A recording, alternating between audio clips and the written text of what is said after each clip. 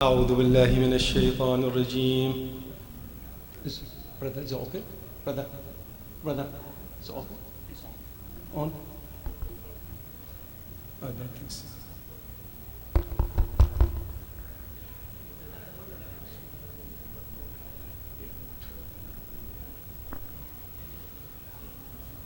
أعوذ بالله من الشيطان الرجيم. بسم الله الرحمن الرحيم. الحمد لله الذي أنزل على عبده الكتاب ولم يجعل له عوجا قيما لينذر بأسا شديدا من لدنه ويبشر المؤمنين الذين يعملون الصالحات أن لهم أجرا حسنا ماكثين فيه أبدا وينذر الذين قالوا اتخذ الله ولدا ما لهم به من علم ولا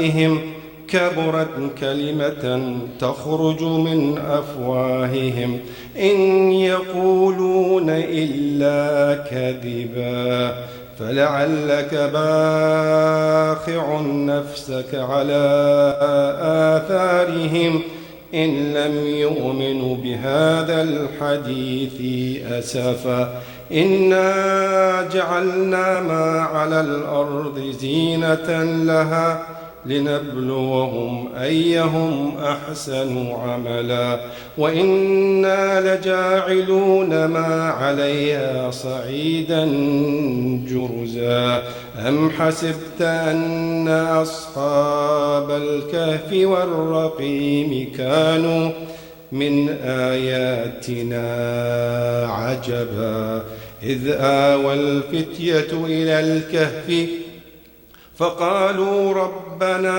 آتنا من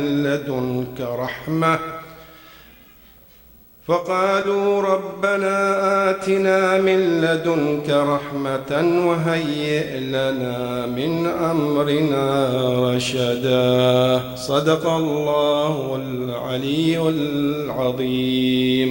اللهم صل على محمد وآل محمد. सल्लल्लाहु अलैहि मोहम्मद वाले मोहम्मद। और मैं ज़हमत दूंगा सज्जाद नकवी को सलाम पेश करेंगे। सज्जाद नकवी।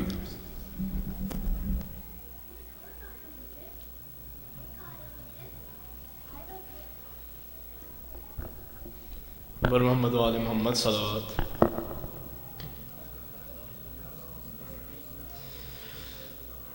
पत्थर हटा के लाश से ज़ैनब ने दी सदा, क्या तुम मेरे हुसैन हो? कैसे पड़े हैं जिस्म के टुकड़े जुदा जुदा, क्या तुम मेरे हुसैन हो? पत्थर हटा के लाश से ज़ैनब ने दी सदा, क्या तुम मेरे हुसैन हो? हाय मेरे गरीब का क्या हाल कर दिया, घोड़ों से लाशदश्त में पामाल कर दिया, पहचानूं किस तरह से बदन से है सर जुदा, क्या तुम मेरे हुसैन हो?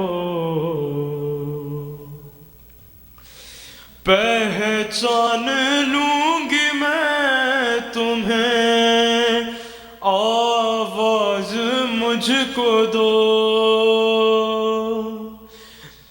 دم توڑتے جو دیکھا ہے کریل جوان کو، آنکھوں میں اب بہن کی اجالا نہیں رہا، کیا تم میرے حسین ہو؟ آہستہ سے جواب دو، ہے ساتھ اس کی ماں، کیا اب تمہارے پاس ہے معصوم بے زبان؟ نلنا سا لاشا کس کا، نلنا سا لاش کس کا یہ سینے پہ ہے رکھا، کیا تم میرے حسین ہو؟ دیکھو بندھی ہے ہاتھوں میں میرے بھی رسیاں، اب اور لو بہن کی نا غربت کا امتحان، کچھ تو جواب دو مجھے صغرا کا واسطہ، کیا تم میرے حسین ہو؟ وہ بھی تمہاری طرح سے زخمی نہ ہو کہیں، دل کو میرے یہ لگتا ہے موجود ہے یہیں، آتی ہے ماں کے رونے کی نزدیک سے صدا، کیا تم میرے حسین ہو؟ پتھر ہٹا کے لاش سے زینب نے دی صدا، کیا تم میرے حسین ہو؟ جزاک اللہ. بآواز بلند ایک صلوات. میں زحمت دوں گا شماعت حسین صاحب کو مرثیہ پیش کریں گے. جناب شماعت حسین.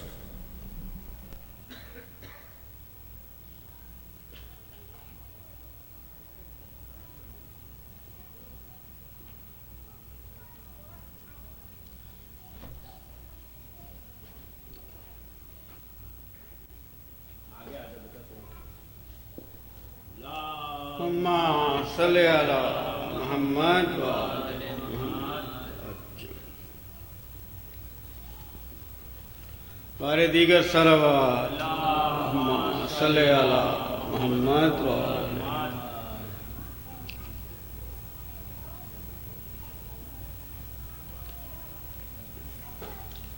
آج 10 صفر ہے اور بر صغیر میں یہ تاریخ جناب سکینہ کی شہادت سے منسوب ہے. 2-3 شعر. کیا اندھیرا ہے پھوپھی، کیا اندھیرا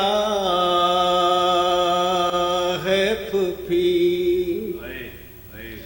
قید خانے میں سکینہ یہ بیاں کرتی تھی،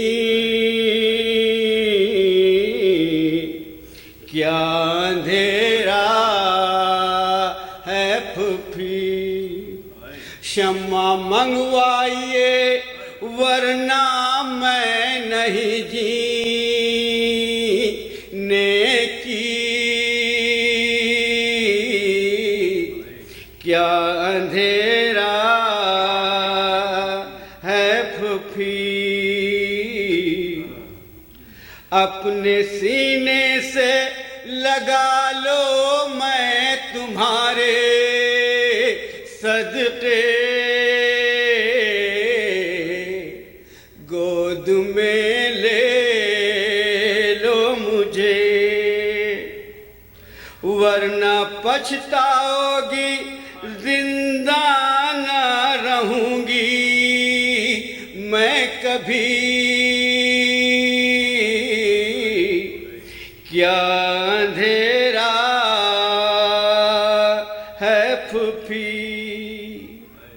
پانی لانے کو کہا روٹھ گئے مجھ سے چچا،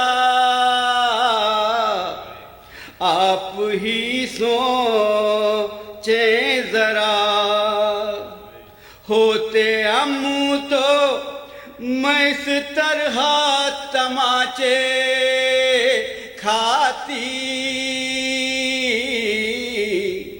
کیا اندھیرا ہے پھوپھی، بعد میرے جو یہاں ہووے پدر کا آنا، ان سے یہ فرمانا، مر گئی گھٹ کے اندھیرے میں تمہاری بیٹی، کیا اندھیرا ہے پھوپھی، صلوات اللہم صلی علی محمد۔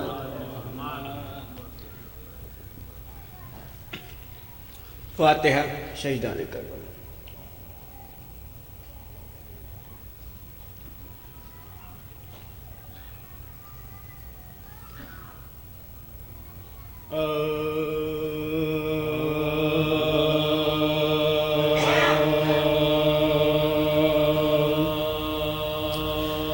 جب داغ بے کسی نہ سکینہ اٹھا، جب داغ بے کسی نہ سکینہ اٹھا، اور درد دل نہ خوف کے مارے سنا، ارے کھائے تماچے شمر کے جب تک کی کھا سکی، سن کم تھا دکھ بہت تھے نہ برداشت کر سکی، سن کم تھا دکھ بہت تھے نہ برداشت کر سکی، ارے روئی تو ظالموں نے جفا بے شمار کی، آخر یہ جبر دے کے موت اختیار کی، آخر یہ جبر دے کے موت اختیار کی، ارے دل میں سما گیا تھا جو شمر لائی کا ڈر، سوتے میں کانپ کانپ یہ کہتی تھی رات بھر، ارے فریاد چھینتا ہے گوہر شمر بس، آتا ہے ابن سعد چھپوں جا کے میں، آتا ہے ابن سعد چھپوں جا کے میں، ارے زینب پھوپھی سنبھالو کلیجہ دھڑکتا ہے، سجاد بھائی دیکھو یہ خون گھرتا ہے، سجاد بھائی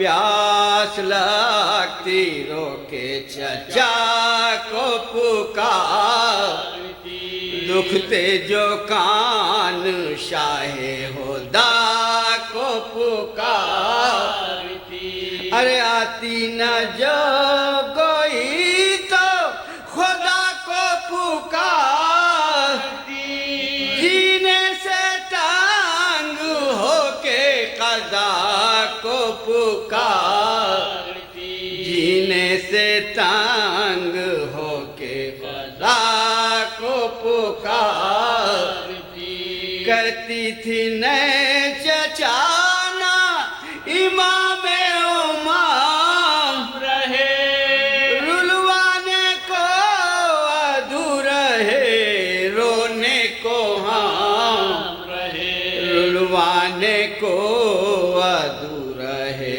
رونے کو ہم رہے ارے زندہ سے کہتی تھی کہ کبھی وہ اسیر ہو جائے گا کل ایک تیرا مہمان کا اور میت کسی کی تھی یہی نکلے گی صبح بانوں سے یہ خطاب کبھی تھا بچا بانوں سے یہ خطاب کبھی تھا بچا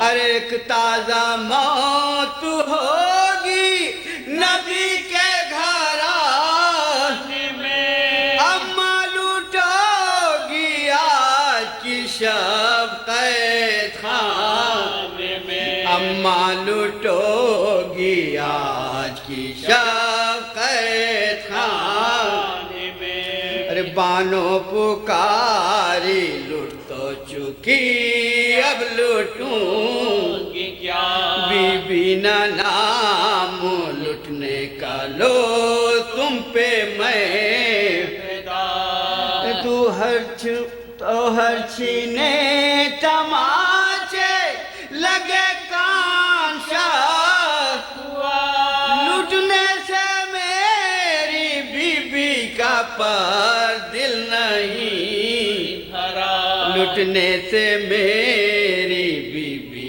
کا پر دل نہیں زینب کی پشت نوکے سینا سے نگار پر میری پیاری لٹنے کی امیدوار ہے پر میری پیاری لٹنے کی امیدوار ہے ارے اب کیا لٹوں گی مال نہیں زر نہیں اکبر نہیں رہا علی اصغر نہیں رہا رہنے کو قید خانہ ملا گھر نہیں رہا ہاتھوں میری سما بندی زیور نہیں رہا ہاتھوں میری سما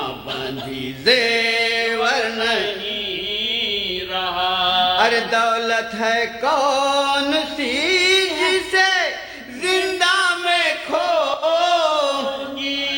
ارے رونا تھا اس کو رو چکی اب کس کو رونگی رونا تھا جس کو رو چکی اب کس کو رونگی غم ہے تمہاری قید کا اور ہے روائی کا آگے میرے نہ طور ہو کچھ ابر آئی کا ارے نکلا گلا نہ توق سے سجاد بھائی کا ظالم نے سر دیا نہ شہ کربلا کا ظالم نے سر دیا نہ شہ کربلا کا ارے عرصہ کفن پہننے میں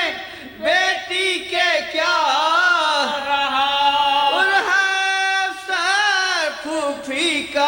میری بیردار پر ہے سیر پھوپھی کا میری بیردار پھر رو کے ماں سے بولی کی بیجا ہے یہ کنبا اسیر دیس پر آیا کفن ارے حاکم عدو زمانہ بغی منحری کیا بے کسی کا وقت ہے ہم پر کیا کیا بے وسی کا وقت ہے ہم پر کیا ارے جیتے جی جب خبر نہ لی مرنے پہلے بابا ہی کو کفن نہ دیا ہم کو دے بابا کو ہی کفن نہ دیا ہم کو دے اب موت میری سب کو مبارک کرے مرتے ہی میرے کیسے سکنبا ہو ارے جاتا رہے بخار برادر کا جنت کو ہم رواں ہو مدینے کو جنت کو ہم رواں ہو مدینے کو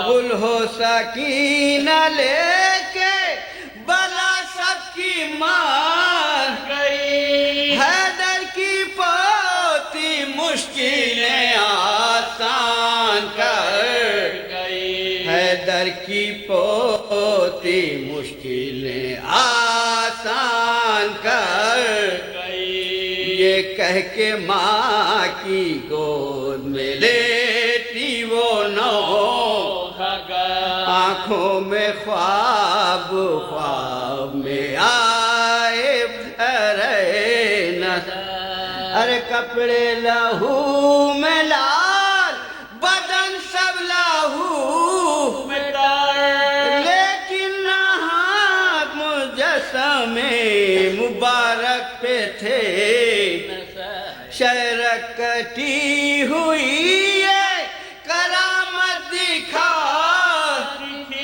ہم صدا سکینہ سکینہ کیا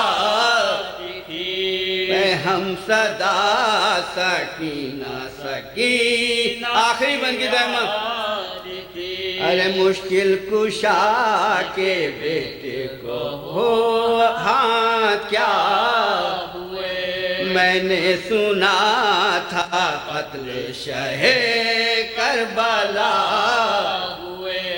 ارے ہے یہاں تو ہاتھ بھی دونوں جدا ہوئے گویا دہان زخم سے شاہ خدا وعدہ پہ سر دیا ہے تیرے بابا جان اے بیٹی ہاتھ کاٹ لیے سار بان اے بیٹی ہاتھ کاٹ لیے سار بان جب داغ بے کسی نہ سکینہ اٹھا سکی جزاک اللہ صلوات بر محمد علیہ محمد خواتین و حضرات سب سے پہلے تو ایک سورہ فاتحہ کی درخواست ہے مجلس کے اسپانسر کے مرحومین کے لیے اپنے مرحومین کے لیے اس ادارے کے بانیان میں سے ان کے لیے جو آج ہمارے درمیان موجود نہیں ہیں اور ان مرحومین کے لیے جو باغ مصطفیٰ میں آسودہ خواہ ہیں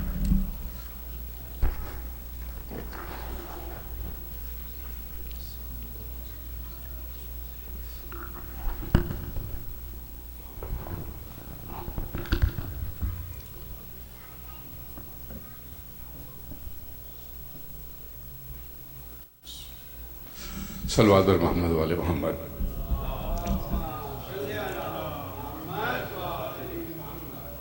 خواتین و حضرات، چار مجالس سے اب سے لے کر اتوار تک قبلہ مولانا محسن رضا زیدی صاحب مجالس سے خطاب فرمائیں گے۔ قبلہ پہلی بار تشریف لائے ہیں دار جعفریہ میری لینڈ میں، اور ہم ان کو خوش آمدید کہتے ہیں۔ یہاں پر آپ کا تعلق سلطان پور ہندوستان سے ہے۔ لکھنؤ کے علمی اور مذہبی ماحول میں آپ نے تربیت حاصل کی، تعلیم حاصل کی، اور بتدریج مراحل طے کرتے ہوئے آج حوزۃ المہدی حیدرآباد بھارت کے وائس پرنسپل ہیں۔ ہم امید کرتے ہیں کہ آپ کا جو علمی ساسہ ہے اس سے یہاں کے سامعین استفادہ کریں گے۔ میں درخواست کروں گا قبلہ سے تشریف لائیں، مجلس سے خطاب فرمائیں گے۔ آپ لوگ درخواست سامنے آ جائیے، دروازے سے آپ لوگ ادھر تشریف لائیں مولانا کے سامنے، تاکہ مولانا سے قربت رہے۔ آپ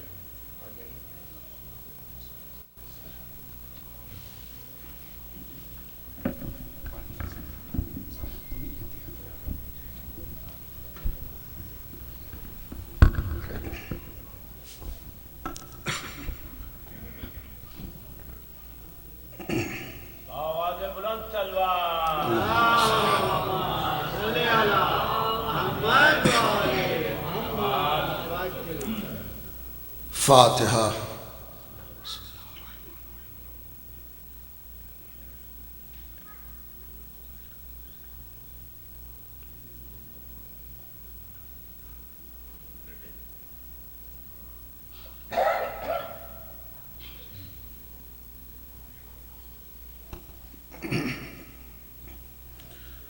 لا حول ولا قوة إلا بالله العلي العظيم۔ أعوذ بالله من الشيطان الرجيم، بسم الله الرحمن الرحيم۔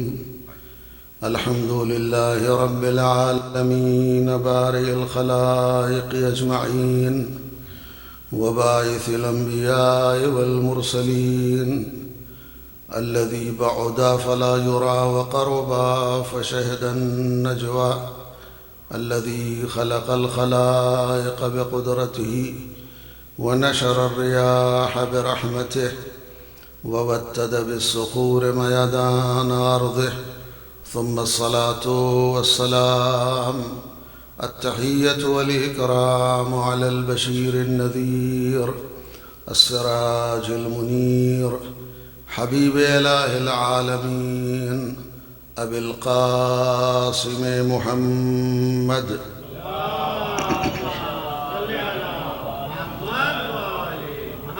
وعلى آله الأطيبين الأطهرين اللنجبين، الذين أذهب الله عنهم الرجس وطهرهم تطهيرا،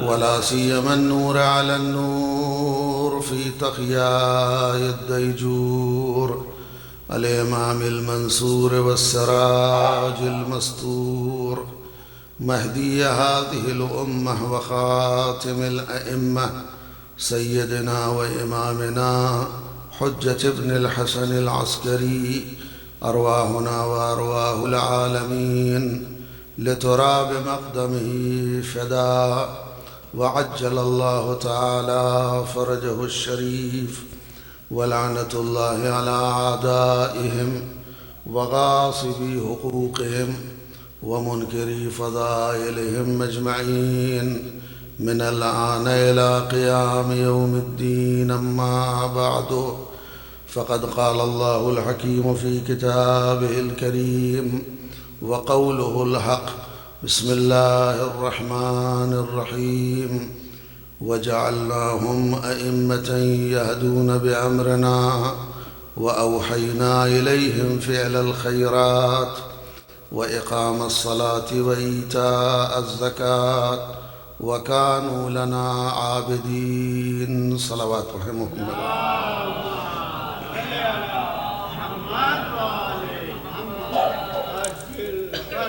خداوند عالم ہم سب سے ان مجلسوں کو، اس عزاداری کو قبول فرمائے، اور انشاءاللہ یہ مجلسیں، یہ سینہ زنی، یہ گریہ اور ماتم ہم سب کی نجات اور بخشش کا ذریعہ قرار پائیں۔ اس دنیا میں اہل بیت کی زیارت و آخرت میں ان کی شفاعت نصیب ہو۔ خدا ہمارے زمانے کے امام کو ہم سب سے راضی فرمائے۔ اپنی سلامتی کے لیے، امام کی سلامتی کے لیے اور حضرت کے ظہور کے لیے بلند ترین صلوات پڑھیں محمد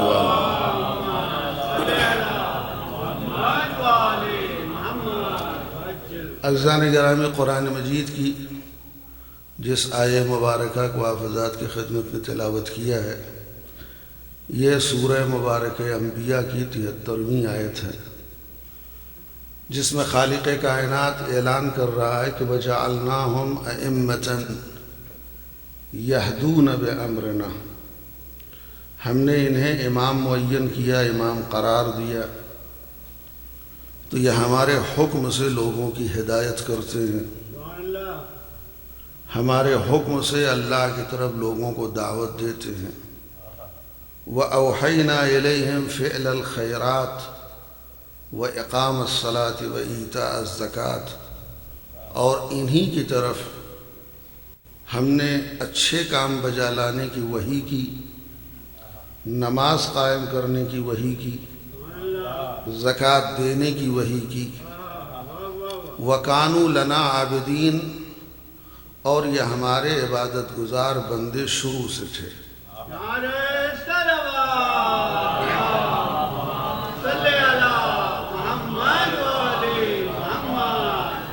یہ تھا اس آیہ مبارکہ کا ظاہری ترجمہ۔ یہ 4 دن جو آپ کے سامنے ہم آپ کی خدمت میں حاضر ہوئے اور گفتگو ہوگی انشاءاللہ، اللہ سے دعا ہے کہ خداوند عالم ان چند لمحات میں جو توفیق دی ہے ذکر اہل بیت کی، اور آپ کو اس فرش عزا پہ آنے کی سعادت نصیب فرمائی ہے، تو ہم دونوں کو اللہ توفیق دے اور ہمیں بھی کہ اس جگہ سے کچھ ایسی باتیں بیان ہوں جو خدا اور رسول کی خوشنودی کا سبب ہوں۔ گفتگو کا محور انشاءاللہ یہی ہوگا جو ہم نے سوچا اور بتایا بھی ہے کہ امامت دین کی ضرورت ہے۔ ایسا نہیں ہے کہ ہم نے امامت کا عقیدہ گڑھا ہے، جیسا کہ ہم پر اعتراض ہے شروع سے کہ شیعہ امامت کے عقیدے کو گڑھے ہوئے ہیں، خود ساختہ عقیدہ ہے۔ ایسا نہیں ہے، ہم نے اس عقیدے کو گڑھا نہیں ہے، یہ ہمارے ذہن کی اپج نہیں ہے، اس کو ہمیں اختراع نہیں کیا، بلکہ امامت خود دین کی ضرورت ہے۔ اس لیے امامت دین کی ضرورت ہے کہ وہ دین جو خداوند عالم نے جناب آدم سے لے کر کے سرور خاتم تک نبیوں کے ذریعے ہم تک پہنچایا، یہ دین آخری دین ہے۔ سرکار ختمی مرتبت آخری نبی تھے، آخری رسول تھے، اور ان کا دین، ان کی شریعت بھی قیامت تک باقی رہنے والی شریعت ہے۔ اور جب پیغمبر آخری نبی ہیں اور ان کا دین آخری دین ہے اور قیامت تک باقی رہنے والا دین ہے، تو نبوت کا سلسلہ تو ختم ہو گیا حضرت پر۔ جب نبوت کا سلسلہ ختم ہو گیا سرکار ختمی مرتبت پر، تو دین تو چھوڑ کے گئے پیغمبر۔ جب دین چھوڑ کے گئے ہیں تو اس دین کی حفاظت کون کرے گا؟ اس دین کے احکام کو، اس کے قوانین کو لوگوں تک کون پہنچائے گا؟ یہی وجہ ہے کہ ہمارا عقیدہ یہ ہے کہ خود امامت جو ہے یہ دین کی ضرورت ہے، خود دین کو اماموں کی ضرورت ہے، تاکہ دین تمام خطرات و شبہات سے محفوظ رہے اور دین کی تشریح قیامت تک اللہ کی مرضی کے مطابق ہوتی رہے، اپنی خواہش کے مطابق نہ ہو۔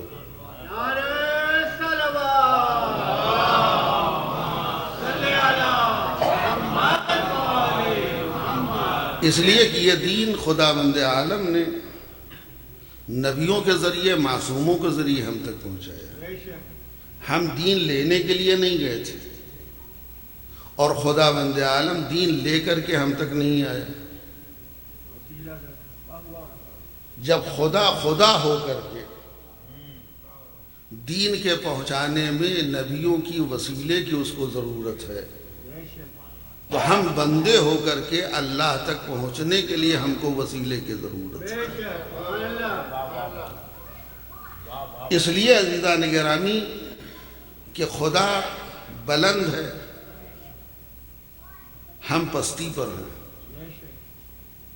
خدا کی بلندی یہاں آنے سے اسے روک رہی ہے، ہماری پستی وہاں جانے سے ہمیں روک رہی ہے۔ وہ اتنا بلند ہے کہ اس بلندی سے نیچے آ نہیں سکتا پستی کی طرف، لہذا اس کی بلندی اسے پستی پہ آنے سے روک رہی ہے۔ ہم اتنے پست ہیں کہ ہماری پستی وہاں اوپر جانے سے ہم کو روک رہی ہے۔ تو دین لینا ہے کس سے؟ اسی لیے درمیان میں نبی کی ضرورت پڑی۔ نبی بھی ایسا ہو کہ جس کا ظاہر ہمارے جیسا ہو اور باطن ایسا ہو کہ اس کا تعلق اوپر سے ہو، اللہ سے ہو۔ لہذا ظاہر تو جسم رکھتے ہیں ہمارے جیسا، باطن ان کا نور ہے جس کا تعلق خدا سے ہے۔ لہذا درمیان میں وسیلہ اللہ نے نبیوں کو بنایا۔ نبی کا کام ہے یہاں سے دین لینا اور ہم تک پہنچانا، اور یہ سلسلہ حضرت آدم سے آغاز ہوا اور سرکار ختمی مرتبت پہ آ کر کے ختم ہوا۔ 1,24,000 انبیاء گزرے ہیں، اور سرکار ختمی مرتبت نے اعلان فرمایا کہ میں آخری نبی ہوں، یہ آخری دین ہے، قرآن آخری کتاب ہے، میرے بعد اب نہ کوئی نبی آئے گا، نہ کوئی شریعت آئے گی، نہ کوئی کتاب آئے گی۔ ٹھیک، جس کو کہتے ہیں عقیدہ ختم نبوت، خاتمیت کے قائل ہیں ہم لوگ، نبی کا سلسلہ ختم ہو گیا۔ اب آپ اندازے نبی کا سلسلہ کیوں شروع ہوا تھا؟ نبیوں کی ضرورت اس لیے تھی کہ نبی کا کام تھا وہاں سے دین لینا اور ہم تک پہنچانا۔ بات واضح ہو رہی ہے؟ نبیوں کا کام تھا وہاں سے دین لینا اور ہم تک پہنچانا، اور یہ دین آ کر کے غدیر کے میدان میں مکمل ہو گیا۔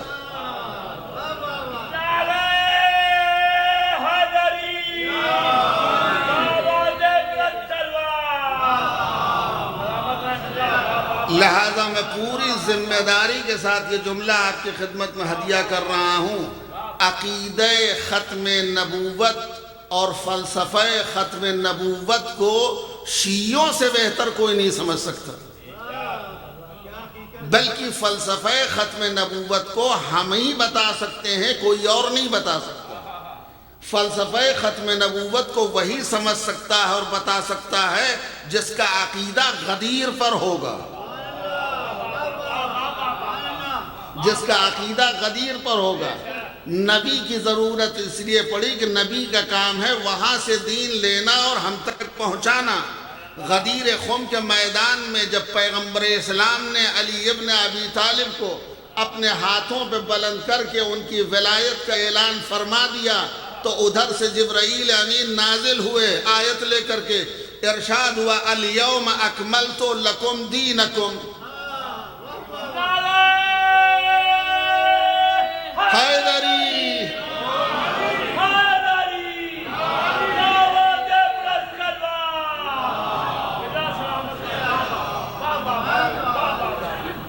جیسے ہی علی ابن ابی طالب کا ولایت کا اعلان ہوا، آیت نازل ہوئی الیوم اکملت لکم دینکم، آج میں نے تمہارے دین کو کامل کر دیا۔ اب دین کامل ہونے کا مطلب کیا ہے؟ کہ اب دین کا کوئی حکم ایسا نہیں ہے جو وہاں سے آنے والا ہو، جو کچھ آنا تھا وہ آ گیا۔ یہ آخری حکم تھا، آخری پیغام تھا، علی کی ولایت کا مسئلہ آج جب یہ دین واضح ہو گیا تو دین مکمل ہو گیا. جب دین کی تکمیل کی سند خداوند عالم نے دے دی اور اس پر مہر لگا دی تو یہی وجہ ہے نبوت کا سلسلہ ختم ہو گیا. اب کسی نبی کی ضرورت اب نہیں ہے، چونکہ دین کا کوئی حکم ایسا نہیں ہے جو باقی ہو. وہاں جو کچھ آنا تھا آ گیا. جب دین کے سارے احکام آ گئے اور دین مکمل ہو گیا، مہر تصدیق لگ گئی، تو نبوت کا سلسلہ یہیں پہ ختم ہو گیا. اسی کو کہتے ہیں عقیدہ ختم نبوت. لہذا جب نبوت کا سلسلہ ختم ہو گیا تو اب چونکہ دین قیامت تک باقی رہے گا، لہذا اس دین کی حفاظت کے لیے کوئی ہونا چاہیے. یہیں سے امامت کا آغاز ہوتا ہے.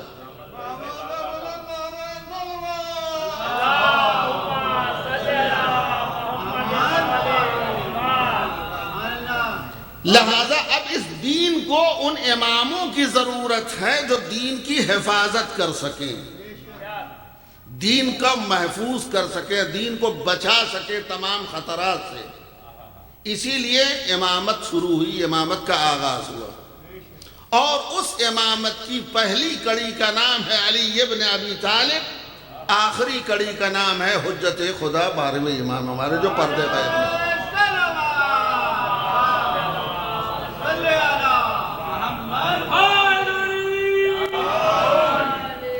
یہی وجہ عزیزان گرامی.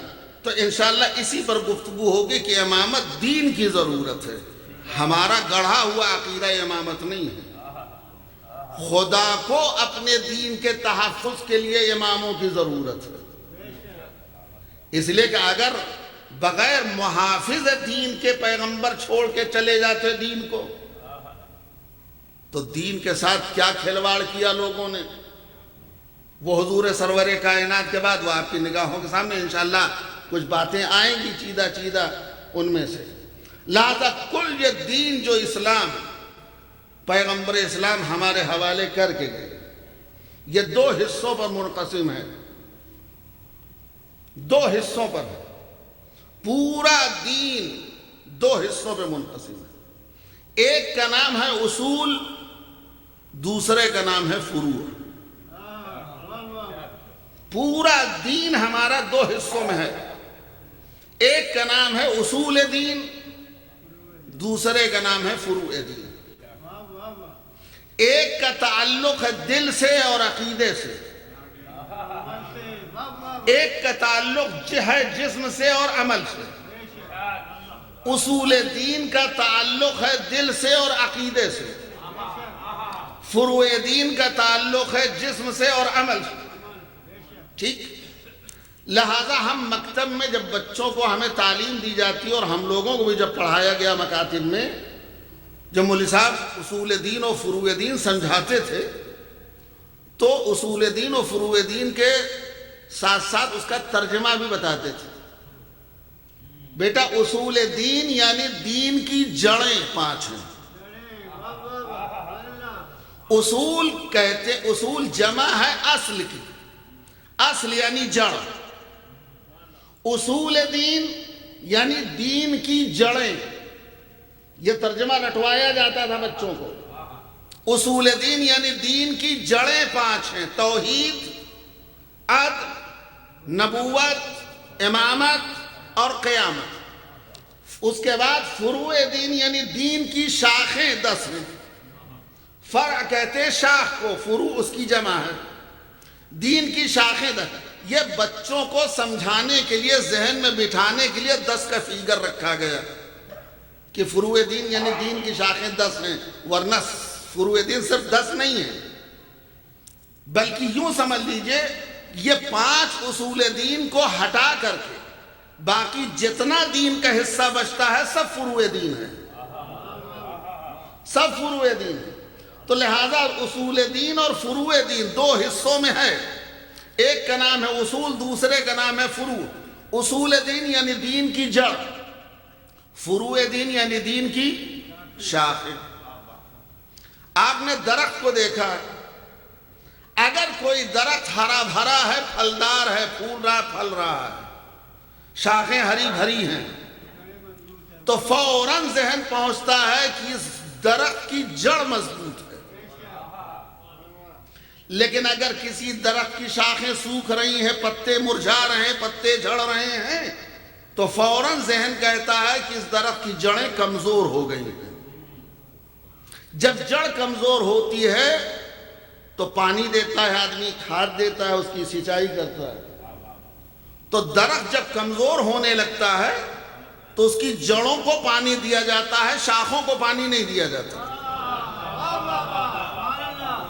جڑ کو پانی دیا جاتا ہے، شاخ کو کبھی پانی نہیں دیا جاتا۔ لہذا جتنی جڑ مضبوط ہوگی اتنی ہی شاخیں ہری بھری ہوں گی، اتنی ہی شاخوں میں پھول آئیں گے، اتنی ہی شاخوں میں پھل آئیں گے۔ لیکن اگر جڑ کمزور ہے تو شاخ مرجھا جائے گی، سوکھ جائے گی، پھل پھول نہیں آئیں گے۔ لہذا ضرورت ہے کہ دین کی جڑ کو مضبوط کریں۔ جتنی جڑ ہماری مضبوط ہو جائے گی اصول دین، یعنی عقیدہ جتنا مضبوط ہو جائے گا اتنے ہی فروع دین کی شاخوں میں پھل نظر آئیں گے عبادتوں کے۔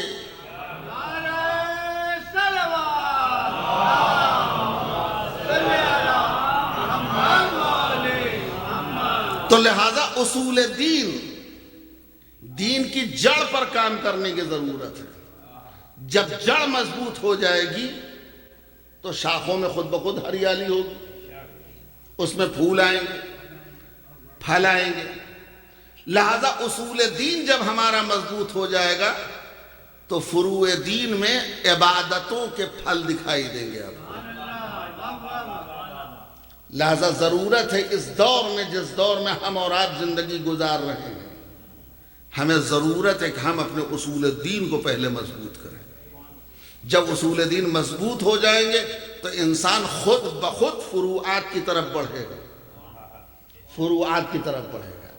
اب آئیے قرآن مجید سورہ مبارکہ ابراہیم کی آیت نمبر 14، ارشاد ہو رہا ہے ضرب اللہ مثلا کلمۃ طیبۃ کشجرۃ طیبہ اصلها ثابت وفرعها فی السماء۔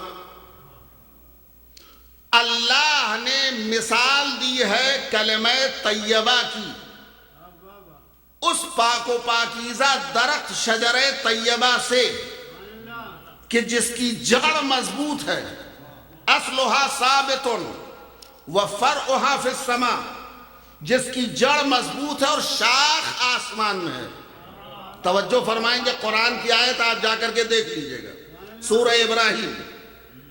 ضرب اللہ مثلا کلمۃ طیبۃ کشجرۃ طیبہ اصلها ثابت وفرعها فی السماء۔ اللہ مثال دیتا ہے کلمہ طیبہ کی اس پاک و پاکیزہ درخت سے کہ جس کی جڑ مضبوط، شاخ آسمان میں۔ قرآن کے لفظوں پہ غور کریں، شاخیں آسمان میں نہیں کہہ رہا، شاخ کہہ رہا، فرعها فی السماء، فروعها نہیں۔ شاخ آسمان میں ہے، شاخیں نہیں، جڑ مضبوط، شاخ آسمان ہے۔ اب اس جڑ کی خاصیت کیا ہے درخت کی؟ تؤتی اکلها کل حین باذن ربها۔ وہ درخت ہر دور میں، ہر زمانے میں، ہر موسم میں اپنے رب کی اجازت سے پھل دیتا ہے۔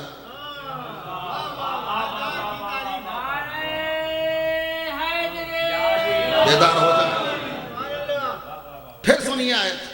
ضرب اللہ مثلا کلمۃ طیبۃ کشجرۃ طیبہ اصلها ثابت وفرعها فی السماء تؤتی اکلها کل حین باذن ربها۔ اللہ کلمہ طیبہ کی مثال اس پاک و پاکیزہ درخت سے دے رہا ہے جس کی جڑ مضبوط، شاخ آسمان میں ہے، اور اس درخت کی خاصیت ہے کہ وہ درخت ہر موسم میں، ہر دور میں، ہر زمانے میں اپنے رب کی اجازت سے پھل دیتا ہے۔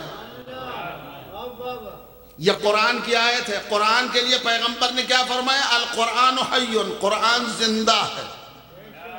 قرآن اگر زندہ ہے تو اس زندہ ہونے کا ثبوت بھی ہونا چاہیے۔ اگر قرآن کہہ رہا ہے کہ ایسا درخت ہے تو درخت ہے کہاں؟ کس ملک میں پایا جاتا ہے بھئی ایسا درخت جو ہر موسم، جس کی جڑ مضبوط، شاخ آسمان میں ہر موسم میں پھل دیتا ہے؟ دنیا کے کس کونے میں، کس گوشے میں، کس جگہ پر، کس زمین پر یہ درخت پایا جاتا ہے؟ خدا کی قسم جب تک آل محمد کے دامن سے وابستہ نہیں ہوگے یہ درخت سمجھ میں نہیں آئے گا۔ صلوات بر محمد وآل۔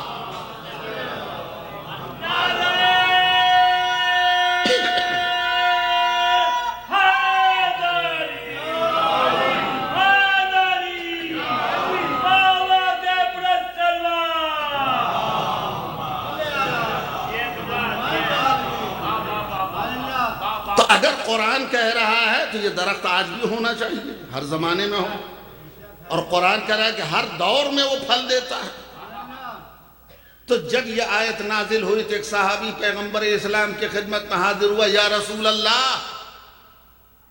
یہ درخت ہے کہاں؟ جس درخت کی خصوصیت خدا کہہ رہا ہے تؤتی اکلھا کل حین باذن ربھا، یہ اپنے رب کی اجازت سے ہر دور میں، ہر زمانے میں پھل دیتا ہے، یہ درخت ہے کہاں یا رسول اللہ؟ پیغمبر نے مسکرا کے جواب دیا، صبر سے کام لو، کل خانہ کعبہ میں آؤ دکھاتا ہوں وہ درخت، کل خانہ کعبہ میں آؤ وہ درخت دکھاتا ہوں۔ پوری رات بے چینی سے اس صحابی نے گزاری، اپنے ساتھیوں کو بتایا کل حضور سرور کائنات شجر طیبہ دکھائیں گے، خانہ کعبہ میں چلو۔ پوری رات بے چینی میں گزاری، صبح نمودار ہوئی، پورا مجمع لے کر کے خانہ کعبہ میں حاضر ہو گیا۔ سرکار ختمی مرتبہ جلوہ افروز پھر آگے بڑھا، بے چینی کے عالم میں ہاتھوں کو جوڑا، یا رسول اللہ وہ شجر طیبہ جو آپ نے کل وعدہ کیا تھا خانہ کعبہ میں دکھاؤں گا۔ پیغمبر نے کہا صبر سے کام لے، اتنی اجلت سے کام نہیں لینا چاہیے۔ یہ باتیں ہو رہی تھی کہ اتنے میں شہنشاہ ولایت عیر کائنات سلام اللہ علیہ تشریف۔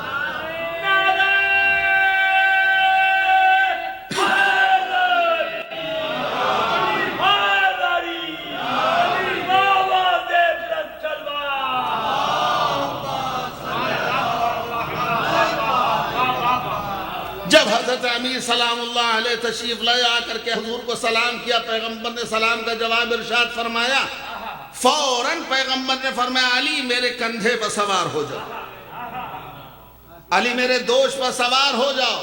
مولا کائنات سرکار ختمی مرتبت کے دوش مبارک پر قدم رکھ کے کھڑے ہو گئے۔ اب پیغمبر اسلام نے علی کو اپنے دوش پہ سوار کر کے اس صحابی کی طرف نگاہ اٹھائی، کیا پوچھ رہا تھا؟ کیا پوچھ رہا تھا؟ ہاتھوں کو جوڑا، یا رسول اللہ وہ شجر طیبہ آپ نے فرمایا تھا، وہ بے چین وہ شجر طیبہ دیکھنے کے لیے۔ کہا تو سن، انا شجرۃ طیبہ، وہ پاک و پاکیزہ درخت میں ہوں، فانا اصلھا، میں اس درخت کی جڑ ہوں جس کے لیے قرآن کا اصلھا ثابت، جس کی جڑ مضبوط ہے، وعلی فرعھا،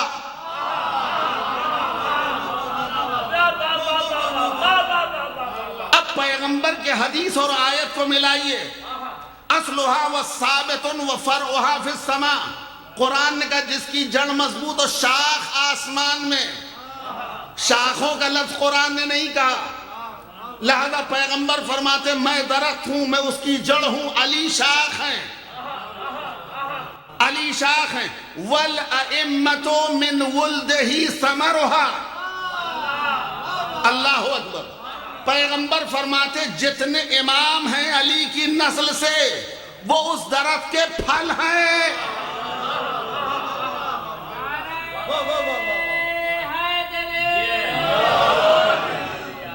وَالْأَئِمَّةُ مِنْ وُلْدِهِ، اشارہ کیا پیغمبر نے جتنے امام ہیں علی کی اولاد، علی کی نسل، ابو سفیان کی نسل نہیں، جتنے امام ہیں علی کی نسل سے اس درخت کے پھل ہیں۔ اب سمجھ میں آئے کہ وہ درخت ہر موسم میں، ہر دور میں پھل دیتا ہے۔ جب امام پھل ہیں تو اس درخت کا پھل آج بھی پردے غیب میں موجود ہے.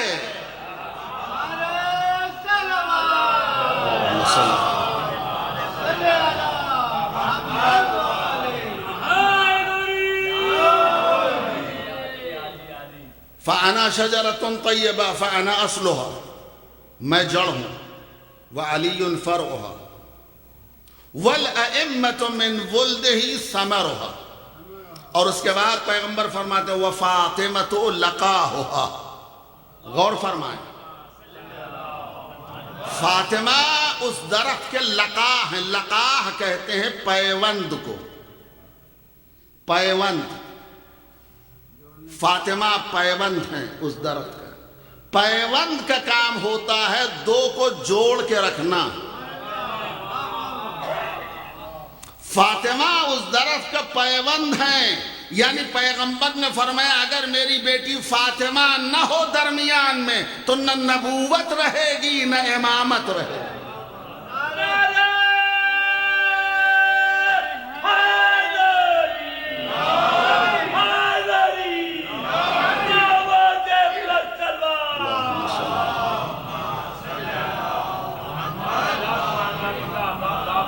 وَفَاطِمَةُ لَقَاهُهَا، فاطمہ اس درخت کا پیوند ہے، اس شجر طیبہ کا پیوند ہے.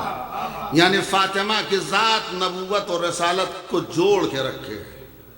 اور اس کے بعد پیغمبر نے فرمایا تھا وَشِيعَتُنَا أَوْرَاقُهَا، میں درخت ہوں، میں جڑ ہوں، علی شاخ ہیں، ائمہ پھل ہیں، فاطمہ پیوند ہیں. وَشِيعَتُنَا أَوْرَاقُهَا، اور ہمارے شیعہ جتنے ہیں اس درخت کے پتے ہیں. اوراق،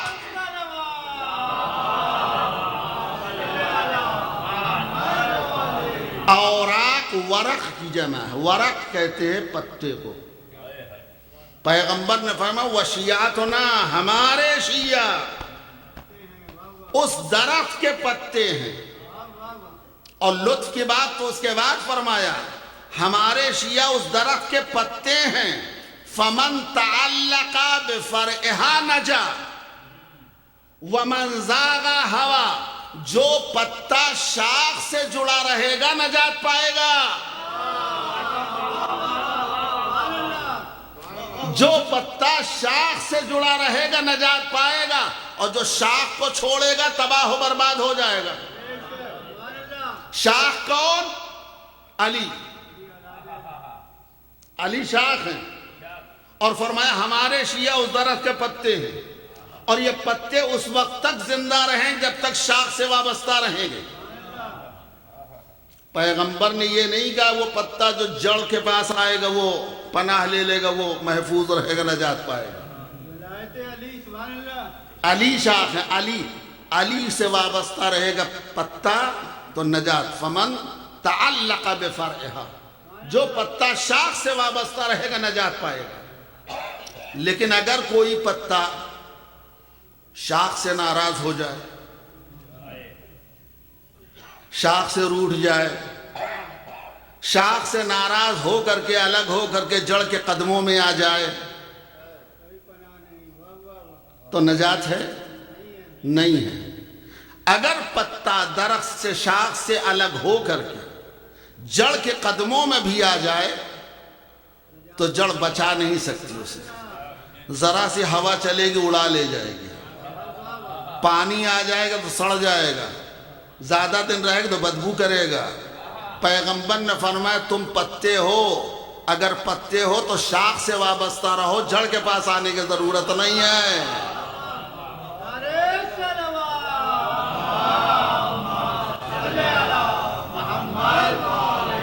وَشِيعَتُنَا أَوْرَاقُهَا، ہمارے شیعہ اس درخت کے پتے ہیں. عزیزان گرامی، جب سرکار ختمی مرتبت نے ہم سب کو اس درخت کا پتا کہا ہے تو رک کر کے ایک جملہ بھی عرض کر دوں. درخت کی پہچان پتوں سے ہوتی ہے. غور فرما رہے ہیں آپ؟ درخت کی پہچان پتوں سے ہوتی ہے. ہاتھ میں پتا لے لیجئے، پتہ چل جائے گا پتا دیکھ کے کس درخت کا ہے۔ شاخ اور ٹہنی لے کر کے نہیں سمجھ پائیں گے کس درخت کی ٹہنی، پتے سے پہچان ہوتی ہے درخت کی۔ عزیزان گرامی، پیغمبر نے کہا ہمارے شیعہ اس درخت کے پتے ہیں۔ جب ہم سب پتے ہیں اور پتوں سے درخت کی پہچان ہوتی ہے تو پتوں کا کردار بھی ایسا ہو کہ درخت بدنام نہ ہونے پائے۔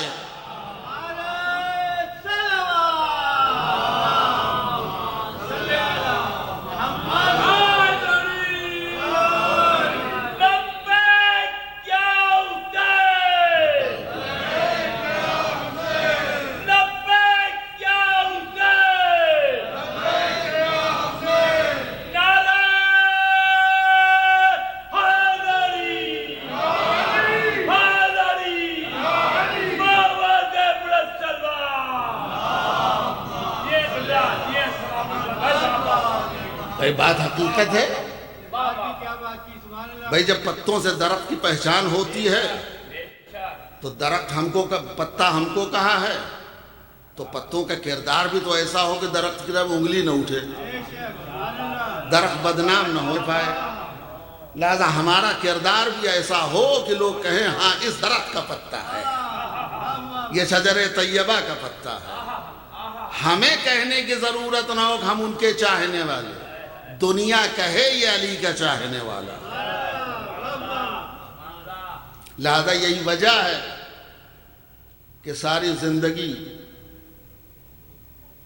ہم آنکھ کھولے ہیں اور ہوش سنبھالے ہیں تو پہلا جملہ جو ماؤں نے سکھایا ہے یا علی۔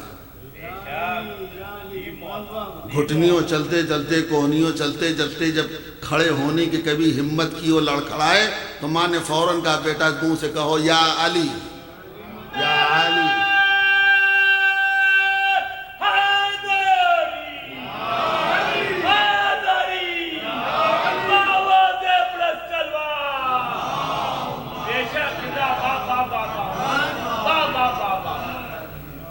لہذا ہمیں اس طرف بھی دھیان رکھنا پڑے گا تاکہ ہمارے کردار کی بنیاد پر ایسا نہ ہو کوئی درخت کی طرف انگلی اٹھائے۔ اسی لیے چھٹے امام جعفر صادق علیہ السلام نے فرمایا، حضرت فرماتے یا معشر الشیعہ قد نسبتم الینا، اے شیعو تمہاری نسبت ہماری طرف دی جاتی ہے، تم ہماری بنیاد پر پہچانے جاتے ہو۔ جب ہماری بنیاد پر پہچانے جاتے ہو تو فَكُونُوا لَنَا زَيْنًا وَلَا تَكُونُوا عَلَيْنَا شَيْئًا، ہمارے لیے باعث زینت بنو، باعث رسوائی مت بنو۔ ہم زینت کا سبب بنے اہل بیت علیہ السلام کے لیے۔ خدا بند عالم ہم سب کو توفیق دے ان مجلسوں کے صدقے میں کہ ہم اپنی زندگی ویسے گزارے جیسے اہل بیت چاہتے ہیں، جیسے اہل بیت کا شیعہ ہونا چاہیے۔ اور دنیا آج بھی جو اہل بیت کے در سے دور ہے اور صرف ایک بنیاد ہے علی دشمنی، انشاءاللہ عرض کروں گا آپ کی خدمت میں، صرف علی کی دشمنی کی بنیاد پر دنیا علی سے روٹھی ہوئی ہے۔ آج پوری دنیا میں ہنگامہ جو ہو رہا ہے آپ کے خلاف وہ اسی ایک وجہ سے ہے۔ آج آپ علی کا دامن چھوڑ دیئے، اعلان کر دیا ہم سے علی کا واسطہ کچھ نہیں ہے، دیکھیے سارے دوست ہو جائیں گے۔ دشمنان اہل بیت پہ لانا۔ لیکن میں اتنا ضرور عرض کروں گا دنیا والوں کو، ابھی بھی وقت ہے علی کے دامن سے وابستہ ہو جائے، ابھی موقع ہے، ابھی وقت ہے، آ جاؤ علی کے دامن سے وابستہ ہو جاؤ۔ کسی نے خوب مصرے کہے ہیں کہ ابھی وقت ہے مولائیوں میں آ جاؤ، کہ پھر حیات نے موقع دیا نہ دیا۔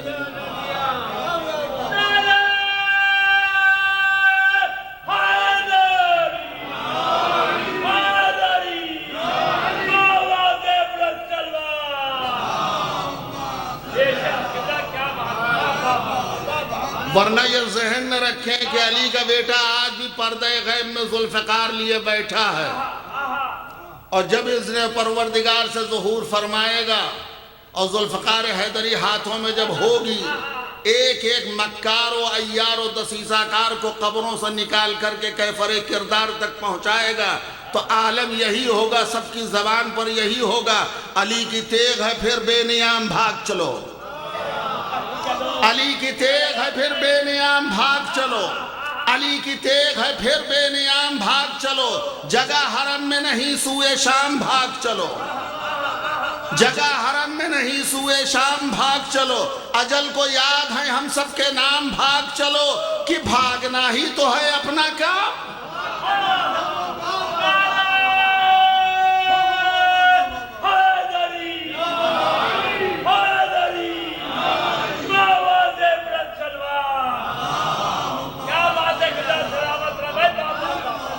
علی کی تیغ ہے پھر بے نیام بھاگ چلو، علی کی تیغ ہے پھر بے نیام بھاگ چلو، جگہ حرم میں نہیں سوئے شام بھاگ چلو، اجل کو یاد ہے ہم سب کے نام بھاگ چلو، کہ بھاگنا ہی تو ہے اپنا کام، بھاگ چلو۔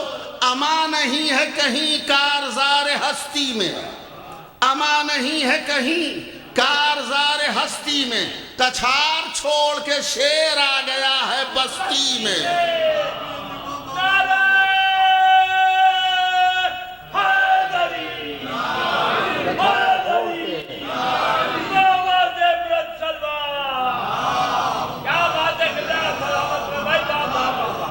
اما نہیں ہے کہیں کارزار ہستی میں، کچھار چھوڑ کے شیر آ گیا ہے بستی میں، تو کہتے ہیں کہ اٹھے گا شور صفے کارزار سے بھاگو، اٹھے گا شور صفے کارزار سے بھاگو، برس رہی ہے اجل ذوالفقار سے بھاگو، کوئی کہے گا نکل کر مزار سے بھاگو، کوئی کہے گا نبی کے دیار سے بھاگو۔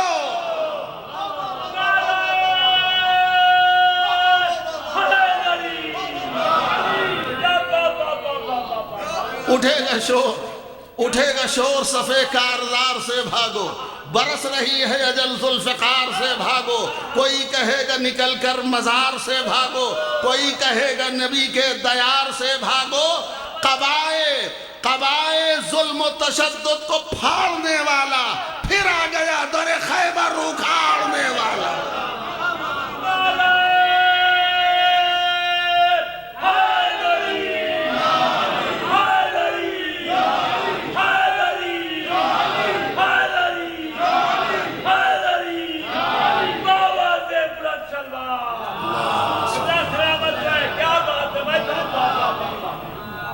قبائے ظلم و تشدد کو پھاڑنے والا پھر آ گیا در خیبر اکھاڑنے والا۔ اس سے پہلے کہ وہ آئے علی کے دامن سے وابستہ ہو جائے۔ یہ علی کی بارگاہ ہے، لیکن علی کی دشمنی اس حد تک کوٹ کوٹ کے لوگوں کے دلوں میں بھری ہے۔ جہنم جانا گوارا ہے مگر علی سے وابستگی گوارا نہیں ہے۔ یہ پورا واقعہ کربلا علی کی دشمنی کا نتیجہ ہے، علی کی دشمنی کا نتیجہ ہے۔ سرکار سید الشہداء نے آخر وقت میں جو آخری خطبہ ارشاد فرمایا، سب کے مارے جانے کے بعد کوئی نہیں، اکیلے حسین اپنی ذوالجناح کے پشت پر سوار ہیں، آخری سوال کرتے حسین مجھے کیوں قتل کیا جا رہا ہے، میری خطا کیا ہے، میں نے کس کا کیا بگاڑا ہے۔ جھوٹ بولنا جن کے خمیر میں شامل تھا، جھوٹ بولنا جن کے خون میں شامل تھا، حسین کے اس سوال پر کسی نے کوئی جھوٹا جواب بھی نہیں دیا، کہ وہ وجہ نہیں بتائی، لیکن حسین کا سوال آج بھی محفوظ ہے، مجھے کیوں قتل کیا جا رہا ہے، میری خطا کیا ہے۔ عزیزو، ظالم چپ، درندے چپ، بے کسوں کی لاشوں پر گھوڑے دوڑانے والے درندے چپ، مظلوموں کو 3 دن کا بھوکا اور پیاسا تحقیق کرنے والے ظالم چپ۔ حسین کی آواز پر کسی نے کوئی جواب نہ دیا۔ پسر سعد اپنے گھوڑے کے رکاب پر زور دے کر کے اونچا ہوتا ہے اور کہتا ہے حسین بغضاً لأبیک، حسین تمہیں تمہارے باپ علی کی دشمنی میں قتل کیا جا رہا ہے۔ ارباب عزا اس عالم میں تاریخ پڑھیے، مقتل کی روایت کیا کہتی ہے کہ اس عالم میں جب امام حسین نے یہ سنا مجھے علی کی دشمنی میں مارا جا رہا ہے، فتبسم، حسین مسکرا دیے اور قبضہ شمشیر پر ہاتھ کے علی کی دشمنی میں مارا جا رہا ہے۔ وہ علی جو مجسمہ عدل و انصاف، جس کی ساری زندگی عدل و انصاف میں گزری ہے، اس کی دشمنی میں مارا جا رہا ہے۔ اور امام حسین نے یہ سوال کر کے ان کے چہرے سے کفر کا پردہ، اسلام کا پردہ ہٹایا ہے۔ یہ ہمیں قتل کرنے والے علی کے دشمن ہیں، جب علی کے دشمن ہیں تو یہ کافر ہیں، تاکہ آنے والی تاریخ یہ نہ لکھے کہ مسلمانوں نے حسین کو قتل کیا، نہیں، حسین کے مقابل میں جو آئے تھے وہ کافر تھے۔ اللہ اکبر۔ امام حسین کے بھرے گھر کو کربلا کے میدان میں تڑپا تڑپا کے پورا بھرا گھر فاطمہ زہرا کا تاراج ہو گیا۔ عزیزان گرامی، آج 10 سفر ہے، 10 سفر جناب شہزادی سکینہ سے منسوب ہے، بی بی کی صاحبان اولاد بیٹھے ہیں۔ عزیزان گرامی، ایک جملہ کہوں، یہ مظلومہ بی بی ایسی ہے، بچی، آپ انصاف سے بتائیے کیا جناب سکینہ کی ہے پھول جیسے رخسار اس قابل تھے کہ ظالم کے تماچے اس پر پڑے؟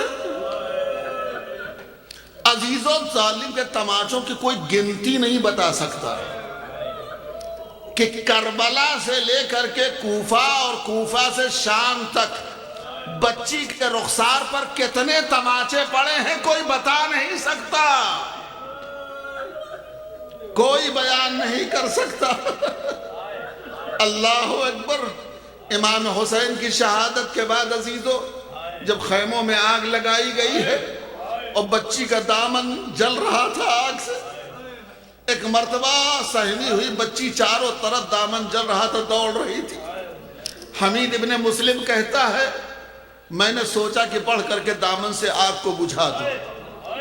سوچئے 4 سال کا سن ہے جناب سکینہ کا، کھڑی ہو گئی، کہا شیخ ہم بنی ہاشم ہیں، آل محمد ہیں، نامحرم مجھے ہاتھ نہیں لگا سکتا۔ اللہ اکبر۔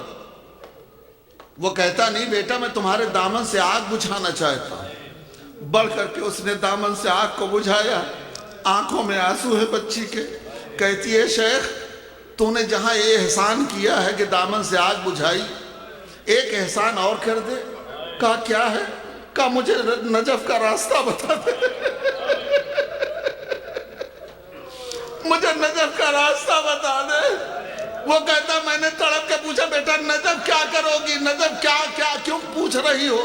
کہا تجھے نہیں معلوم وہاں میرا دادا علی مرتضی آرام کر رہا ہے، میں جا کے دادا سے شکایت کروں گی، اے دادا آپ کا بیٹا کربلا میں مارا گیا، خیموں میں آگ لگا دی گئی، دادا سروں سے چادریں چھین لی گئی۔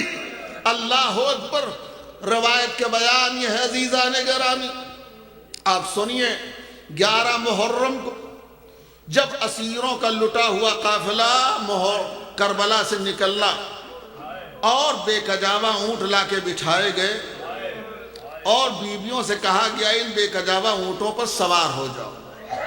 ایک ایک بیوی کو میں وہ تفصیل نہیں عرض کروں گا، ساری بیویوں کو جناب زینب نے سوار کیا۔ جناب زینب یا جناب رباب کی گود میں جناب سکینہ تھی۔ ایک مرتبہ شمر آگے بڑھا، بچی کو گود سے چھیننا شروع کیا۔ زینب تڑپ گئی، شمر کیا کر رہا ہے؟ کہانی شمر کو اکیلے اونٹ پر بیٹھنا پڑے۔ جناب زینب نے فرمایا اے شمر یہ ننھی سی بچی اکیلے اونٹ پر سنبھل نہیں پائے گی، اور بے کجاوہ اونٹ ہیں، کجاوہ بھی نہیں ہے، محمل بھی نہیں ہے، بچی اکیلے نہیں بیٹھ سکتی۔ اس نے کہا نہیں اس بچی کو میں اکیلے بٹھاؤں گا۔ कितना संग दिल था ये जालिम, इतना संग दिल था ये जालिम। तमाम बीबियां कहने लगी शेम्र इसको अकेले न बिठा, यहां तक कि यजीद के सिपाही भी मना कर रहे थे, शेम्र इस बच्ची को किसी बीबी की गोद में दे दे, वरना ये बच्ची ऊंट से गिर सकती है। कहा नहीं गिरेगी। अजीजा ने गिरामी अकेले सकीना को ऊंट पर बिठाया, और जब ऊंट को तेजी तक दौड़ाया गया है तो बच्ची ऊंट से नीचे गिर गई। अल्लाह अकबर, ये 4 साल की बच्ची सकीना नाके से नीचे गिर गई। सरे हुसैन जिस नेज़े पे था वो नेज़ा एक मर्तबा जमीन में गड़ गया। बहुत लोगों ने कोशिश की काफिला आगे बढ़े, लोगों ने खबर दिया शेम्र को। शेम्र ने पूछा काफिला क्यों नहीं आगे बढ़ रहा है? कहा शेम्र जिस नेज़े पे हुसैन का सर था वो नेज़ा जमीन में गड़ गया है, कोशिश कर रहे हैं नहीं निकल रहा है जमीन से। एक मर्तबा शेम्र ताजियाना लेके सैयदे सज्जाद की तरफ बढ़ा, ताजियाने को हवा में लहराया, सैयदे सज्जाद के पुष्प बरसाना शुरू किया और कहा सैयदे सज्जाद तुम्हारे बाप का सर आगे क्यों नहीं बढ़ रहा है? सुनो अजीजो, सुनो अजीजो, ठहर जाओ। जनाब सैयदे सज्जाद हथकड़ी बेड़ी को संभालते हुए अपने बाबा के सर के करीब आए, आवाज दी बाबा बाबा अब ताजियाना खाने की ताकत नहीं है, लिल्लाह बताइए आपका सर आगे क्यों नहीं बढ़ रहा है? कटे हुए सर से आवाज आई सैयदे सज्जाद मेरे सीने पर सोने वाली सकीना ऊंट से जमीन पर गिर गई है, जब तक सकीना न मिलेगी मेरा सर आगे न बढ़ेगा। अल्लाह अकबर। सारी बीबियां दौड़ी, सकीना को तलाश करने लगी। जनाब ज़ैनब आगे बढ़ी, उम्मे कुलसूम उस तरफ, सकीना ए बेटा कहाँ हो? अल्लाह अकबर। जनाब ज़ैनब ने क्या देखा, एक नशेब में एक बुर्का पोश बीबी की गोद में सकीना बैठी है, एक मुअज्जमा की गोद में सकीना बैठी है। जानू अदब तह करके जनाब ज़ैनब बैठ गई। ए बीबी आपका बहुत शुक्रिया, ये बच्ची करबला से यहां तक तमाचे खाते हुए आई है, जब से इसका बाबा मारा गया किसी ने सीने से न लगाया। आपका बहुत शुक्रिया जो आप दिलासा दे रही हैं। एक मर्तबा बीबी ने नकाब पलटी, आवाज दी ज़ैनब तुम अपनी माँ को न पहचाना, मैं तेरी माँ फातिमा ज़हरा। अल्लाह अकबर। सकीना मिल गई अजीजो। बस इसी से मसाइब खत्म कर दूंगा, सुन लीजिए आखिरी रवायत। जनाब सकीना जब मिल गई तब एक मर्तबा तमाम बीबियों ने जो शेम्र से कहा, शेम्र देखा ना सकीना गिर गई, अब ऐसा कर अब किसी बीबी की गोद में दे दे। यजीद के सिपाहियों ने भी आगे बढ़ के शेम्र से कहा, शेम्र इस बच्ची को किसी बीबी की गोद में दे दे, वरना बच्ची फिर दोबारा गिर जाएगी। एक मर्तबा शेम्र कहता है ना अब सकीना को किसी की गोद में न दूंगा। कहा ऊंट से फिर गिर जाएगी। कहा अब ये नहीं गिरेगी, अब ऐसा इंतजाम करूंगा बच्ची ऊंट से न गिरेगी। सुनोगे अजीजो, ऊंट की नंगी पूंछ पर सकीना को लटाया, रस्सी से सकीना को जकड़ के बांधा, उसके बाद ऊंट को दौड़ाना शुरू किया। यही वजह है बच्ची फरियाद करने लगी, ए बाबा, ए चचा, जालिम के तमाचों से बचा, वाह मुसीबत।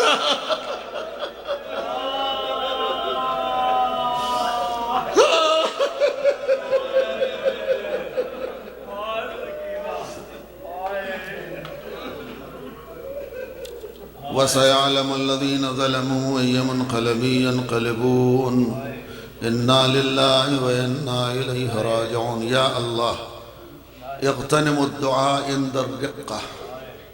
रवायत में हुक्म हुआ है कि दुआ को गनीमत जानो गिरिए के वक्त, जब रिक़्क़त तारी हो तो दुआ को गनीमत दो, यही कबूलियत का बेहतरीन मौका। या अल्लाह तुझे जनाब सकीना के ज़ख्मी रुखसार का वास्ता, परवरदिगार हमसे इस मजलिस को कबूल फरमा, مالک ہماری گنہگار آنکھوں سے نکلے ہوئے آنسوؤں کے چند قطرے شہزادی کے پاک و پاکیزہ رومال میں جگہ عطا فرما۔ پروردگار تجھے واسطہ ائمہ معصومین علیہ السلام کا ہم سب کو کربلا کی زیارت نصیب فرما، آخرت میں امام حسین کی شفاعت نصیب فرما۔ یا اللہ اس مجمع میں، اس بارگاہ میں، اس ادارے میں جتنے بیٹھے ہیں مجلس میں، مرد عورت بوڑھے بچے جوان، مالک مجھے نہیں معلوم کس کو کیا پریشانی ہے، کس کو کیا حاجت و تمنا ہے، لیکن تو عالم الغیب ہے۔ جناب سکینہ کے زخمی رخسار کے صدقے میں کسی کو خالی ہاتھ واپس نہ فرما، ان کی جو حاجتیں ہیں قبول فرما یا اللہ۔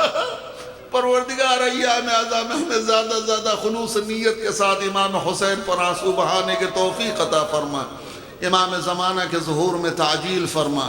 پروردگار بانیان مجلس کی توفیقات میں اضافہ فرما۔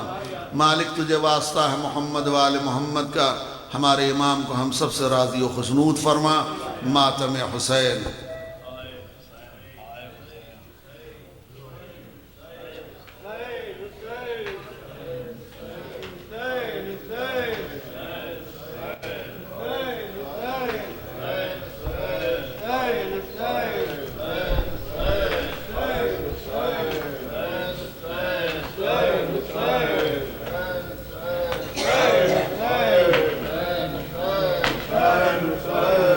جلتے ہوئے خیموں سے زینب کی صدا آئی، عباس کہاں ہو تم؟ جلتے ہوئے خیموں سے زینب کی صدا آئی، عباس کہاں ہو؟ نہ سر پہ رہی چادر، نہ سر پہ رہی چادر، نہ میرا بچا بھائی، عباس کہاں ہو تم؟ جلتے ہوئے خیموں سے زینب کی صدا آئی، عباس کہاں ہو تم؟ جلتے ہوئے خیموں سے زینب کی صدا آئی، عباس کہاں ہو تم؟ عباس چلے آؤ، خیموں میں غریبوں کے بھوکے اور پیاسے ہیں، لوٹے ہیں نصیبوں کے، سجاد کو ہوش نہیں، سجاد کو ہوش نہیں، کلثوم ہے گھبرائی، عباس کہاں ہو تم؟ جلتے ہوئے خیموں سے زینب کی صدا آئی، عباس کہاں ہو تم؟ جلتے ہوئے خیموں سے زینب کی صدا آئی، عباس کہاں ہو تم؟ شبیر کھرارن میں کئی روز کا پیاسا ہے، تیروں سے ہوا چلنی مظلوم کا لاشا ہے، نہ کفن ملا اس کو، نہ کفن ملا اس کو، نہ قبر ہی بن پائی، عباس کہاں ہو تم؟ جلتے ہوئے خیموں سے زینب کی صدا آئی، عباس کہاں ہو تم؟ جلتے ہوئے خیموں سے زینب کی صدا آئی، عباس کہاں ہو تم؟ جلتی ہوئی ریتی پر مظلوم کی لاش پڑی، روتی ہے سکینہ بھی بابا کے پاس کھڑی، ہے حال یتیمانہ، ہے حال یتیمانہ، غربت کی گھٹا چاری، عباس کہاں ہو تم؟ جلتے ہوئے خیموں سے زینب کی صدا آئی، عباس کہاں ہو تم؟ جلتے ہوئے خیموں سے زینب کی صدا آئی، عباس کہاں ہو تم؟ کلثوم نے سر پیٹا، مقتل میں کھڑی ہو گئے، اور کانپتے ہاتھوں سے زینب نے رو رو کے دستار امامت کی، دستار امامت کی سجاد کو پہنائی، عباس کہاں ہو تم؟ جلتے ہوئے خیموں سے زینب کی صدا آئی، عباس کہاں ہو تم؟ جلتے ہوئے خیموں سے زینب کی صدا آئی، عباس کہاں ہو تم؟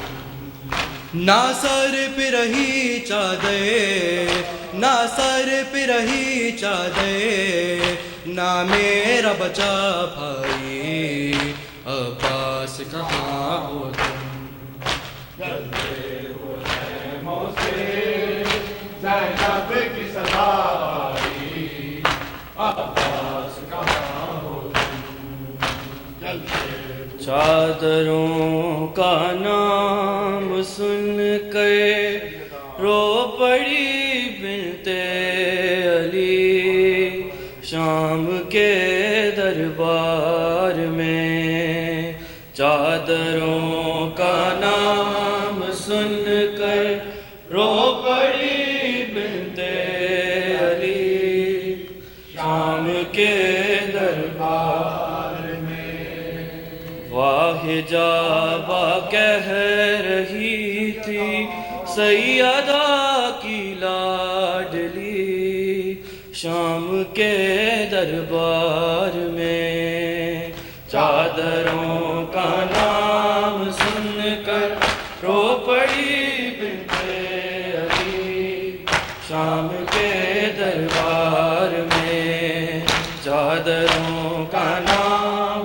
سن کر رو پڑی بنت علی، شام کے دربار میں واہ جابا کہہ رہی تھی سیدہ کی لاڈلی، شام کے دربار میں چادروں کا نام سن کر رو پڑی بنت علی، شام کے دربار میں چادروں کا نام سن کر رو پڑی بنت علی، شام کے دربار میں کرسیوں پر قاتلان شاہتے بیٹھے ہوئے، سایہ دیوار میں تھے سب حرم لے کے کھڑے، باوفا کو ڈھونڈتی تھی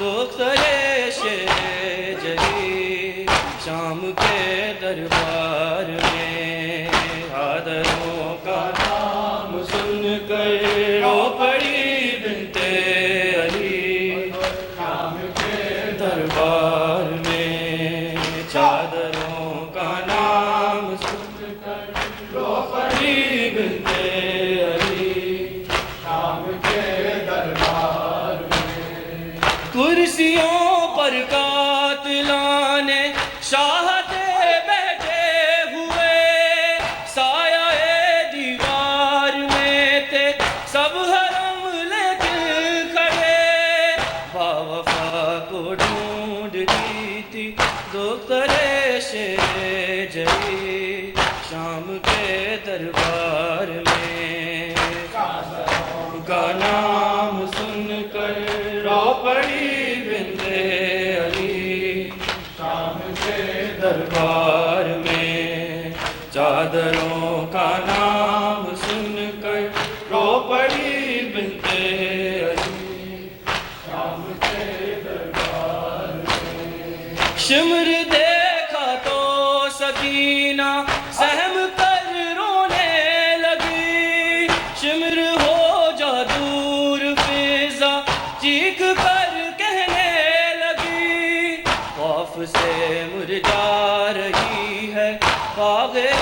امت کی کوئی شام کے دربار میں چادروں کا نام سن کر رو پڑی بنتے علی شام کے دربار میں چادروں کا نام سن کر رو پڑی بنتے علی شام کے دربار میں تاشت میں بابا کے سر پر جب پڑی اس کی نظر اپنے زخموں کی رہی نہ پھر سکینہ کو خبر دوڑتی بابا کی جانب لاڈلی بیٹی چلی شام کے دربار میں چادروں کا نام سن کر رو پڑی بنتے علی شام کے دربار میں میرے بابا کا ملا دو میں دعائیں دوں گی سسکیاں لے کے جو کہتی تھی مسلمانوں سے ابھی آتی ہیں سکینہ کی صدائیں لوگوں ہائے زندانوں سے ابھی آتی ہے سکینہ کی صدائیں لوگوں ہائے زندانوں سے میرے بابا کا ملا دو میں دعائیں دوں گی سسکیاں لے کے جو کہتی تھی مسلمانوں سے ابھی آتی ہے سکینہ کی صدائیں لوگوں ہائے زندانوں سے ابھی آتی ہے سکینہ کی صدائیں لوگوں ہائے زندانوں سے بولے سجاد سکینہ یہ مقدر تیرا بولے سجاد سکینہ یہ مقدر تیرا بے کفن تجھے کالیے پھیروں بازاروں میں اور لہو آج بھی جاری ہے تیرے کانوں سے ابھی آتی ہے سکینہ کی صدائیں لوگوں ہائے زندانوں سے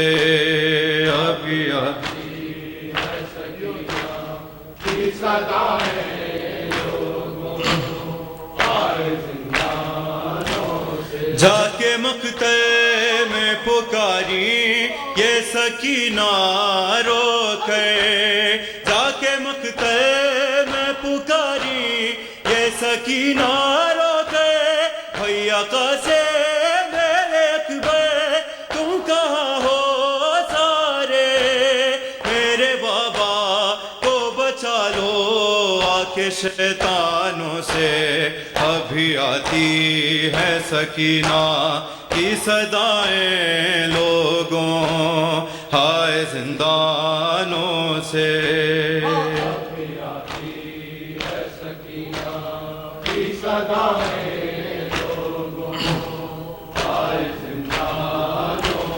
لب دریا سے علمدار کی آئی یہ صدا لب دریا سے علمدار کی آئی یہ صدا اے سکینہ تو سے شرمے گاہ چاچا تیرا کانی پہنچا نہ سکا ہائے کٹے شانوں سے ابھی آتی ہے سکینہ کی صدائیں لوگوں ہائے زندانوں سے ابھی آتی ہے سکینہ کی صدائیں لوگوں ہائے زندانوں سے لب دریا سے علمدار کی آئی یہ صدا لب دریا سے علمدار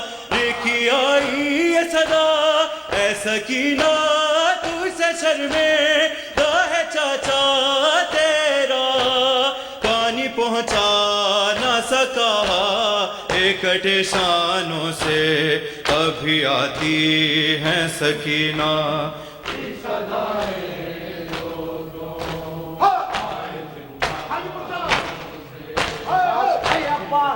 Abbas, hey Abbas, Abbas, hey Abbas, Abbas, Abbas, Abbas, Abbas, Abbas, Abbas, Ali ki god ka, tu hai pala Abbas, Abbas, tu hai batuha, Abbas, Ibnaya, hai pesh marhala, safar hai taam ka, jami hai beya, janam mein teri da, wa musibata, jab chimr leta, looटा batul ko, ale rasool ko, camel جلا دیے نشے بٹھا دیے گھوڑے دوڑا دیے دیتی رہی صدا مر کا آ گیا غازی کا آ گیا اچھیل نہیں لگا عباس بھائی عباس